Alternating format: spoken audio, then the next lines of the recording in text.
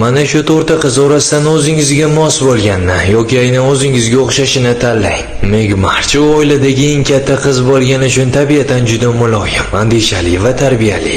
Go'zallikni, chiroyli kiyimlarni, teatr tomoshalarini va aslzodalar davrasidagi nafislikni chin dildan sevadi. Uning uchun dunyodagi eng katta baxt pullar yoki oltin qafas emas, samimiy tuyg'ular ustiga qurilgan shinamgina va tinch oiladir. Jo March u qoliplarga sig'maydigan, o'ta jo'shqin, mustaqil va har qanday cheklovlarga qarshi chiqa oladigan tabiat egasi. Jo ayol kishining jamiyatdagi o'rni faqat uy-ro'zg'or yoki nikohdan iborat emasligiga qat'iy ishonadi. Uning fikricha ayol avvalo aql, ruh, iqtidor va ulkan maqsadlar sohibasidir. U o'z mehnati va qalami bilan mustaqil shaxs bo'lishni, dunyoni zabt etishni orzu qiladi. Bet March uydagi eng sokin, g'amxo'r va farishta sifat qiz. Shovqin suronni, olomonni yoqtirmaydi.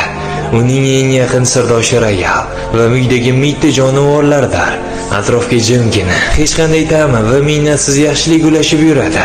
Uning niyati juda oddiy, lekin buyuk. Dunyoni faqat mehr va sokinlik qutqara oladi. Uning hech qanday katta moddiy orzulari yoki dunyoviy mansablarga intilishi yo'q. U faqatgina yaqinlarining baxtli bo'lishini va uydagi o'sha iliq, sehrli xotirjamlik hech qachon buzilmasligini istaydi. Emi March u hayotga pushti ko'z o'ynaksiz, juda real ko'z bilan qaraydigan, aqlli va qat'iyatli qiz. Estetika, yuqori did va rasm chizish san'ati uning butun borlig'ini tashkil qiladi. Qayerda bo'lmasin o'zini eng go'zal va mukammal darajada ko'rsatishni biladi. U hayot taqdim etgan imkoniyatlardan maksimal darajada aql va strategiya bilan foydalanishga harakat qiladi. Izohlarda qaysi xarakterni tanlaganingizni yozib qoldiring.